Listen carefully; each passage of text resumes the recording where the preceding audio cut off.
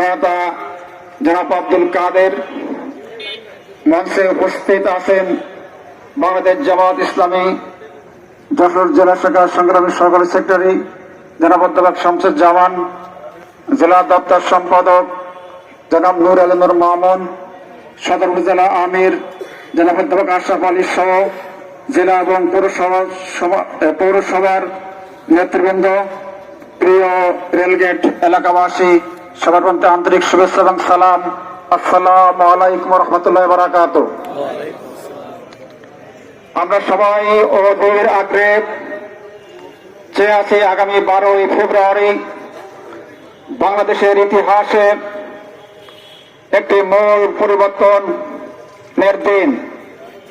এই দিনে নির্ধারিত হবে আগামীর বাংলাদেশ কোন দিকে যাবে, আগামীর বাংলাদেশ কেমন হবে, বাংলাদেশের মানুষের যে ভাবনা, যে প্রত্যাশা, যে স্বপ্ন, সেই স্বপ্ন, সেই ভাবনা, সেই প্রত্যাশা পূরণ হবে নাকি আবার সেই জুলাইয়ের পরবর্তী যে ফ্যাসিস্টের শোষণ, যে দুঃশাসন, কুশাসন, অপশাসন, গুম, খুন, হত্যা, রাজধানীর দুর্নীতি, চাঁদাবাজি, দখলবাজি, টেন্ডারবাজি এই দিকে যাবে।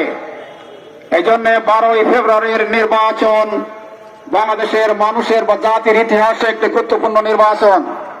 আপনারা জানেন, দীর্ঘ আন্দোলন সংগ্রামের ফলে অর্থাৎ 16-17 বছরের জেগে বসা যে ফ্যাসিস্ট, তার বিরুদ্ধে এদেশের মুক্তিকামী মানুষ যে লড়াই সংগ্রাম করেছিল, তার বিশেষ করে এদেশের তরুণ ছাত্র সমাজ, যুবক যুবতী, শ্রমিক পেশাজীবী মানুষ সহ সর্বস্তরের মানুষ যেভাবে আওয়ামী ফ্যাসিস্টের বিরুদ্ধে সেদিন লড়াই সংগ্রাম করে তাদেরকে ক্ষমতার মসনদ থেকে অপসারণ হতে বাধ্য করেছিল, এবং তাদের যে স্বপ্ন ছিল একটাই, সেটা হবে একটা নতুন বাংলাদেশ, বৈষম্যহীন একটি বাংলাদেশ, উন্নয়নের বাংলাদেশ, মানবিক বাংলাদেশ, সমৃদ্ধির বাংলাদেশ।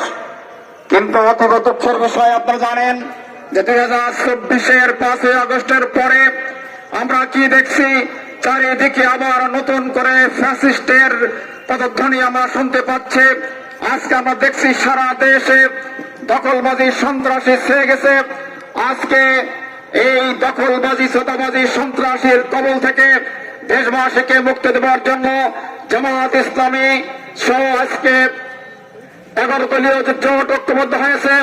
এই জোট চায় আগামী দিন একটি সুন্দর মানবিক বাংলাদেশ, উন্নয়ন বাংলাদেশ, নিরাপদ বাংলাদেশ, ছাত্রছাত্রীর পড়ালেখার বাংলাদেশ, একটি উচ্চাকাঙ্ক্ষার বাংলাদেশ, যে বাংলাদেশের মানুষ, যে বাংলাদেশের নাগরিক তারা নিজেরা